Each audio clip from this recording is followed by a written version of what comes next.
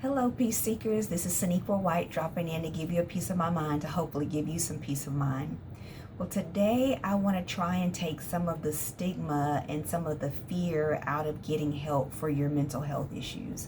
So, the one thing I do want to talk about is some of the differences between providers, mental health providers. So, you could have a counselor, you could have a psychologist, you could have a psychiatrist, you could have pastoral counselors, which are typically lay people within your church. So there are different mental health professionals that you could go to see and start with what makes you most comfortable. Even if it's just talking to a friend first, maybe asking someone to go with you so that you're not afraid to even go into the office of someone. But you can also do a Google search. You can also look at Psychology Today or different databases that provide certification, well, not necessarily certification, but verification for mental health providers. So going to a counselor would be someone with a license in your state to practice counseling. And they may have their own office or they may office with several other providers, but you can always give them a call. You can always look them up online. If you have insurance, you can call the insurance companies and basically have them checked out. If there's something specific that you're dealing with, like an eating disorder or something that's not more general, and what I mean by more general is like anxiety, depression, grief, those are more general because a lot of people struggle with those types of things. Eating disorders are different. That would be a specialized person who would work with eating disorders, probably has an additional certification or some kind of additional training. So depending on what your issues are, you want to research what providers specialize in those issues. So that hopefully will make you a little bit more comfortable about going to see someone if you know that that's really what they do, what they specialize in, what they focus in. And those can be counselors.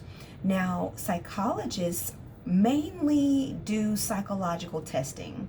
So if you think you may have ADHD or ADD or something like that and you want to be tested, psychologists can do testing. Psychologists also do a lot of research, and some of them actually do therapy as well. So depending on what type of provider you need, do the research so you can find out where you should go. Now, if you feel like you might need medication or you're just interested in being evaluated to see what a professional would say, you would want to go and see a psychiatrist. Now, a lot of people start out with their primary care physicians simply because they have one, and you can get into your PCP much faster typically than you can a psychiatrist, especially if you're a new client coming in to see a psychiatrist. So your primary care physician, which is your regular doctor, can prescribe medications which are called psychotropic drugs.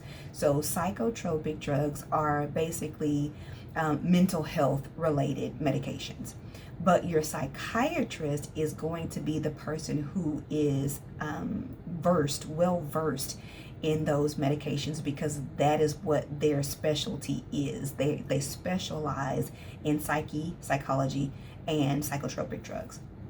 So if you feel like you might need medication, then you might want to see a psychiatrist. If it's an emergency, you definitely want to go to the emergency room because you can get treatment immediately. If you want to just get in faster to see someone, you can go to your primary care physician if it's not an emergency situation. The thing about some primary care physicians, though, is that not a lot of them care to dabble in that type of thing. They might start you off, but then likely they're going to advise you to go on and see a psychiatrist. They may give you your first round of medication if they feel like you need it, and then they're likely going to tell you to let's send you to a psychiatrist for follow-up. Okay, so hopefully this is taking some of the stigma and some of the fear out of getting help for your mental health issues. The help is out here for you. It's not as scary once you get to the office and start to talk to someone as it is before you start doing the research. So the quickest and the easiest thing for you to do if you have insurance is to call your insurance company, because you can ask for what you want. If you want a person of color for your mental health provider, you can say that and they will search for a person of color.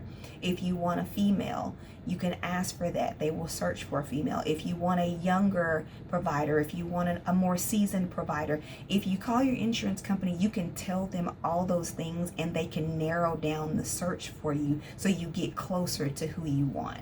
Also, you can Google, you can use Psychology Today where you can see pictures and biographies and all kinds of things for providers as well, that so that you can figure out what feels good to you. And I will say this as well, you have the right to interview your mental health provider.